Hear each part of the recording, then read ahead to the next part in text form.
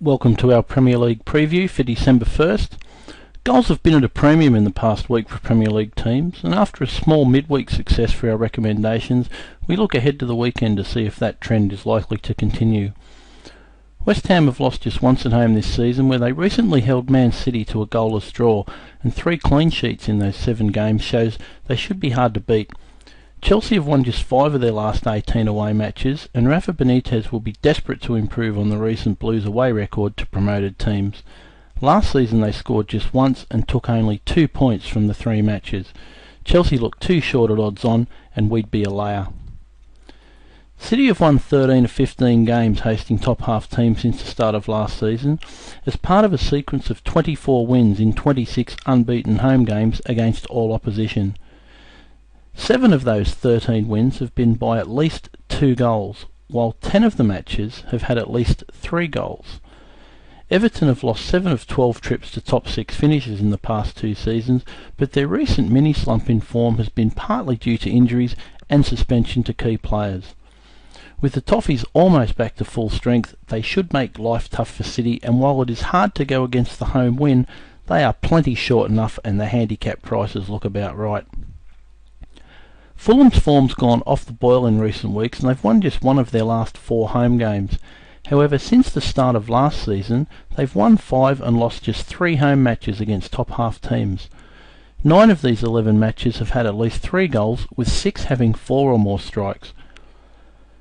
Spurs have lost half of their 6 away games this season, and since the start of last season, 16 of their 25 road games have had at least 3 goals. The Fulham draw no bet is definitely an option, but over 2.5 goals is marginally preferable. QPR kept their second clean sheet of the season as Harry Redknapp kick-started his reign with a goalless draw at Sunderland. 5 of their last 7 matches have had fewer than 3 goals, with the 2 exceptions coming against 2 of the most over sides in the league, Man United and Southampton. Villa won 1-0 in midweek, but continue to find goals hard to come by.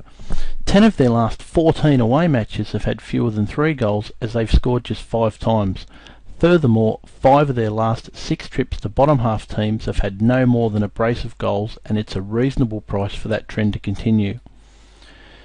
Southampton have been an overside since their promotion, but Liverpool have become an unders team with Brendan Rodgers in charge, and the value lies in that goals market, given Southampton's defence has shown signs of improvement recently.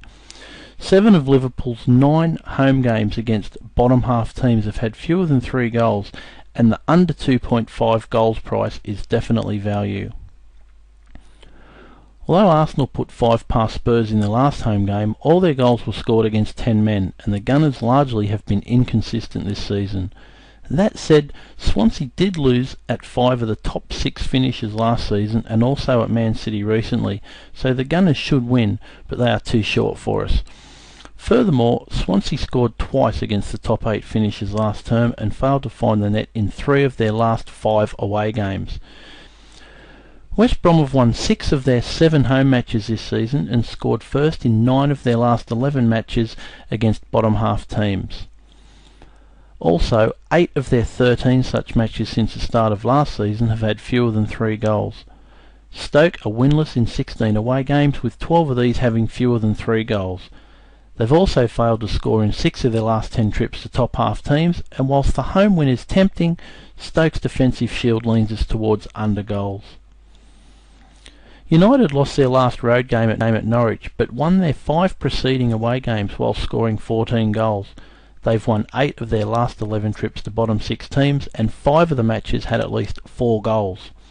Although Reading have been involved in several high-scoring affairs this season, the goals have mostly come in the second half. Their last 10 matches saw just 7 first-half goals compared with 20 after half-time, and their defence has shown signs of improvement recently, so we'd be wary of recommending over goals given we expect a tight start to the match. This match features 2 low-scoring teams. 4 of Norwich's last 5 home games have finished with fewer than 2 goals, as have 6 of their last 8 home games against bottom half teams. 15 of Sunderland's last 25 matches have had fewer than 3 goals, while 3 of their last 9 road games have ended goalless, so another low-scoring affair looks to be on the cards here. Wigan have lost 4 of their past 5 away matches while scoring just twice. However, they've won as many away matches as they've lost when travelling to bottom half teams since the start of last season, and given Newcastle's current inconsistency and injury problems, which have contributed to 3 defeats in the last 4 home games, this looks a match to avoid. 7 recommendations for you this week, and let's hope it's another profitable one.